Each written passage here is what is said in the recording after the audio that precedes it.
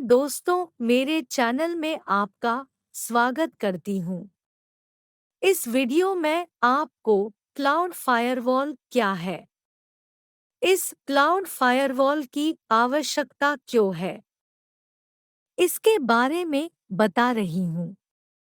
Firewall एक सुरक्षा product है जिसका मुख्य फंक्शन अनऑथराइज्ड और मालिशियस ट्रैफिक को फिल्टर करना है और वे ट्रस्टेड और अनट्रस्टेड नेटवर्क यानी प्राइवेट नेटवर्क और इंटरनेट के बीच चलते हैं।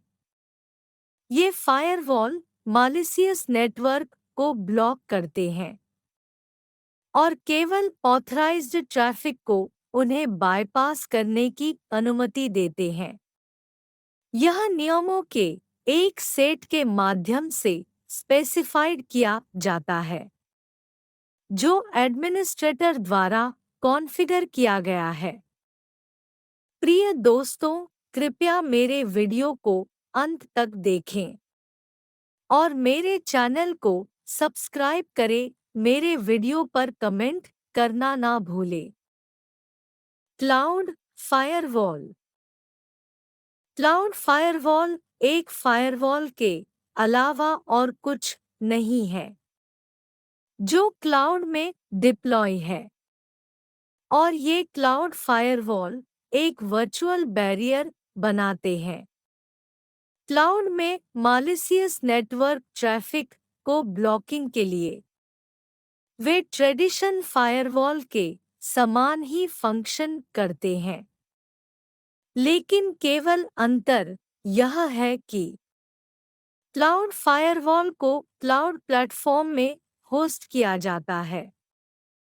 क्लाउड फायरवॉल एक सुरक्षा प्रोडक्ट के रूप में फंक्शन करता है जो एक शील्ड के रूप में फंक्शन करता है और अनऑथराइज्ड नेटवर्क ट्रैफिक से बचाता है। और यह सुरक्षा विभिन्न क्लाउड कंपोनेंट जैसे क्लाउड डेटाबेस, ईमेल क्लाउड को प्रोवाइडेड की जाती है। क्लाउड फायरवॉल की आवश्यकता मालिशियस और अनवांटेड नेटवर्क ट्रैफिक के अगेंस्ट सुरक्षा प्रोवाइडेड करने के लिए क्लाउड फायरवॉल बहुत आवश्यक है।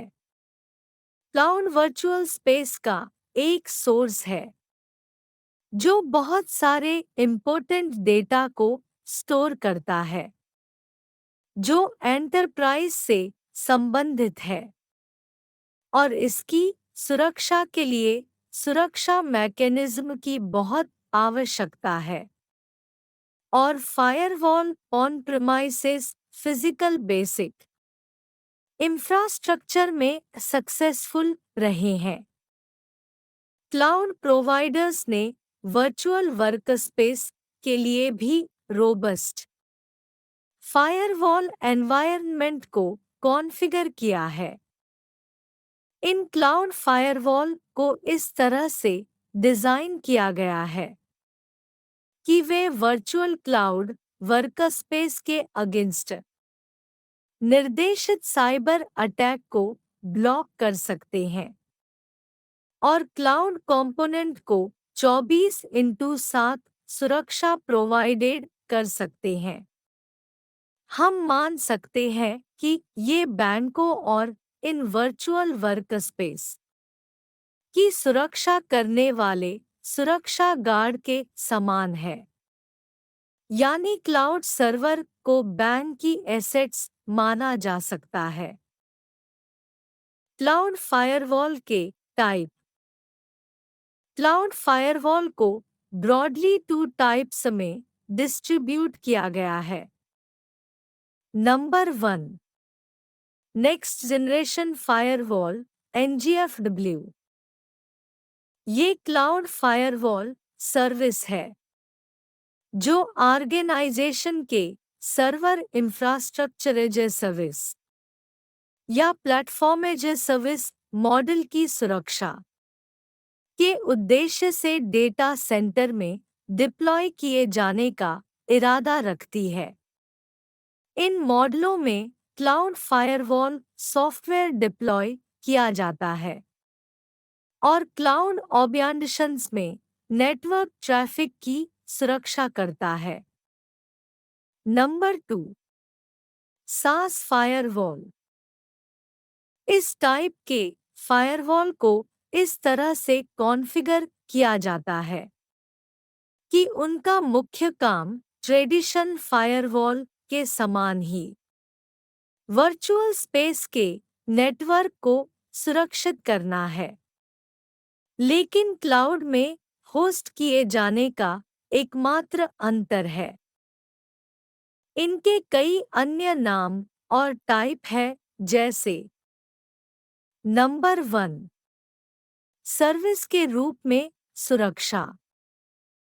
यह आईटी बिजनेस में उपयोग किया जाने वाला एक बिजनेस मॉडल है जहां सुरक्षा सर्विस प्रोवाइडेड करने की रेस्पॉन्सिबिलिटी सर्विस प्रोवाइडर यानी किसी थर्ड पार्टी की कंसल्टिंग कंपनी द्वारा की जाती है, जिसके लिए कस्टमर अपनी आवश्यकताओं के अनुसार मंथली या ईयरली आधार पर सब्सक्राइब लेते हैं। Number 2, security as a service SecaaS। यह यूजरों को इंटरनेट सुरक्षा प्रोवाइडेड करता है, साइबर थ्रेट और DDoS जैसे थ्रेट से सुरक्षा प्रोवाइडेड करता है, जो वेबसाइटों से कॉम्प्रोमाइज करने के लिए एक्सेस पॉइंट को लगातार चेक करते हैं। Number 3, software as a service SaaS। Software as service IT में एक बिजनेस डिलीवरी मॉडल है जहां सॉफ्टवेयर को सेंट्रल रूप से होस्ट किया जाता है और यूजर इसे एक वैध लाइसेंस के माध्यम से प्राप्त करते हैं। आमतौर पर SaaS को मुख्य रूप से क्लाउड कंप्यूटिंग में माना जाता है और इन SaaS ऐप्स को थिन क्लाइंट के माध्यम से यूजरों द्वारा एक्सेस किया जाता है, जैसे कि एक वेब जिसमें विभिन्न टाइप के सॉफ्टवेयर शामिल हो सकते हैं, जैसे कार्यालय software, Canadian dollar software, development software, gamification software, banking software आदि। Number 4, firewall as a service FaaS। Cloud server पर होस्ट किए गए क्लाउड फायरवॉल इकोसिस्टम के लिए फायरवॉल एज ए सर्विस जो एक्सेस मैनेजमेंट, आइडेंटिटी मैनेजमेंट, अल्स को फिल्टर करने, advance threat protection, DNS security, intrusion prevention system DNS security में लेयर 7 की एबिलिटी प्रोवाइडेड करता है। Firewall as a service FaaS organisation को निम्न के साथ कैपेबल बनाता है। नंबर 1, उनके आईटी इंफ्रास्ट्रक्चर का सिंप्लीफिकेशन। नंबर 2, सिंगल कंसोल से सेंट्रलाइज्ड मैनेजमेंट पैच मैनेजमेंट में चैलेंजेस को समाप्त करता है। Number 3, policy management.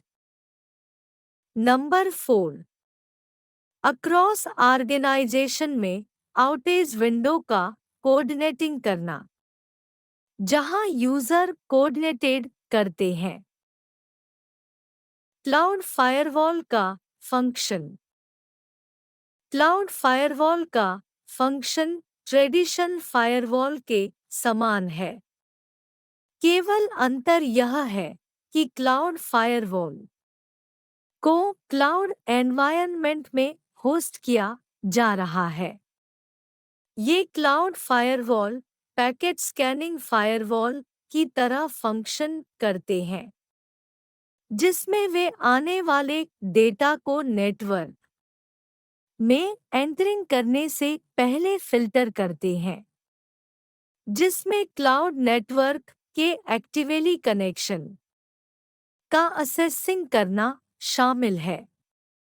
इन कनेक्शनों के आधार पर फायरवॉल तय करेगा कि कौन से पैकेट सुरक्षित है और किसके माध्यम से पास किए जा सकते हैं। यह इसलिए एक टिपिकल क्लाउड फायरवॉल निम्नलिखित फंक्शन करता है। Number 1, packet filtering. नेटवर्क में डेटा की स्मॉल अमाउंट को पैकेट कहा जाता है। ये पैकेट फायरवॉल को बायपास करने से पहले फिल्टर के एक सर्टेन ग्रुप के संपर्क में आते हैं, जिसमें पैकेट को कुछ थ्रेट के अगेंस्ट स्कैन किया जाता है। यदि वे इन थ्रेट से मैच खाते हैं, तो फायरवॉल उन्हें नेटवर्क में एंटरिंग करने से रोकता है। Number 2, proxy service. ये प्रॉक्सी सर्विसें क्लाइंट के डिवाइस और आने वाले पैकेट के बीच सीधे कनेक्शन को रोकती है, जिससे नेटवर्क क्षेत्र को अनऑथराइज्ड एक्सेस से प्रोटेक्टिंग किया जा सके। Number 3, स्टेटफुल inspection. Cloud firewall data के आने वाले पैकेटों का स्टेटफुल इंस्पेक्शन भी करते हैं, जहां ये फायरवॉल उनके बीच एक सेशन एस्टेब्लिश करने के लिए सोर्स और डेस्टिनेशन के बीच कुछ पॉलिसी की चेक करते हैं। यदि आवश्यक पॉलिसियां सोर्स और डेस्टिनेशन के बीच नहीं है, तो एक्सेस प्रोवाइडेड नहीं की जाएगी और यूजरों को उनके लिए नई पॉलिसी को रजिस्टर करने की आवश्यकता है। क्लाउड फायरवॉल के बेनिफिट। नंबर 1, डिप्लॉयमेंट और स्केलेबिलिटी। क्लाउड फायरवॉल को अपने स्वयं के सॉफ्टवेयर नेचर के लिए स्केल करना और डिप्लॉय करना आसान है। ट्रेडिशनल फायरवॉल की तुलना में क्लाउड पर डिप्लॉय होने में बहुत कम समय लगता है और बिजनेस में कम डिस्ट्रक्शन पैदा करता है, और इसे बनाए रखना बहुत आसान है। ट्रेडिशनल फायरवॉल के अनलाइक ये बैंडविड्थ बढ़ने पर अनलिमिटेड स्केल के साथ आते हैं। फास्ट पैरिटी बनाए रखने के लिए समायोजित होते हैं। इसलिए बिजनेस को नेटवर्क में ट्रैफिक के साइज के बारे में चिंता करने की आवश्यकता नहीं है। नंबर 2, एक्सेस और आइडेंटिटी मैनेजमेंट। क्लाउड फायरवॉल को विभिन्न किराएदारों, टेनेंट और नेटवर्क पार्टीशन के बीच कई सोर्स से ट्रैफिक को फिल्टर करने के लिए डिजाइन किया गया है। इसलिए वे बॉट और ह्यूमन को आसानी से अलग कर सकते हैं, जिससे बॉट थ्रेट को रोका जा सकता है। वे क्लाउड सर्वर पर ग्रैनुलर कंट्रोल इंश्योर करने के लिए एक्सेस मैनेजमेंट और ऑथेंटिकेशन पर कंट्रोल रखते हैं। Number 3, update. Firewall real time स्वचालित अपडेट के साथ डिजाइन किए गए हैं, जो फायरवॉल पर capable advanced threat filtering system से सुरक्षा प्रोवाइडेड करते हैं। Number 4, availability. क्लाउड आधारित फायरवॉल 24/7 उपलब्ध है, जो ट्रेडिशन फायरवॉल के साथ पॉसिबल नहीं है, क्योंकि क्लाउड फायरवॉल में inbuilt redundancy, power HVAC network होती है। इसलिए वे अक्रॉस डे किसी भी तरह की इवेंट के लिए प्रीपेड रहते हैं। क्लाउड फायरवॉल के डिसएडवांटेज। नंबर 1, क्लाउड आधारित फायरवॉल रियली में नहीं जानते कि विजिटर कौन है। वे फायरवॉल रजिस्ट्री में बनाई गई पॉलिसी के आधार पर पैकेट को ब्लाइंडली स्कैन करते हैं, और यदि अटैकर किसी मौजूदा पॉलिसी की फेक रिप्लिका बनाने में कामयाब हो जाता है, तो वह क्लाउड नेटवर्क में आसानी से फायरवॉल को धोखा दे सकता है और बायपास कर सकता है।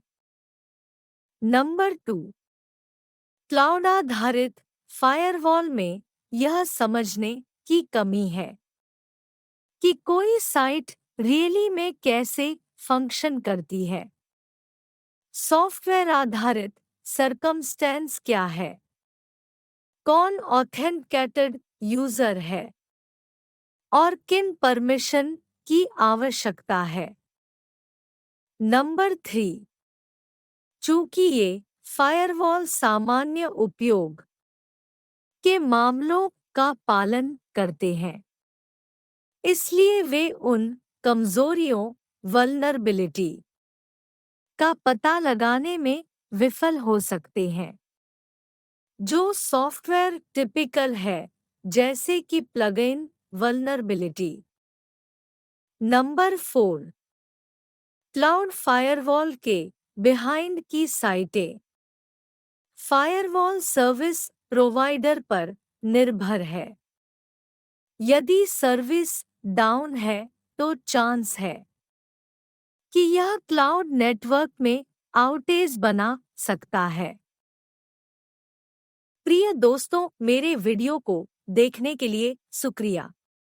कृपया मेरे चैनल को सब्सक्राइब करें और मेरे वीडियो पर कमेंट करना न भूलें। आपके सहयोग के कारण मेरा चैनल लगातार बढ़ रहा है। धन्यवाद।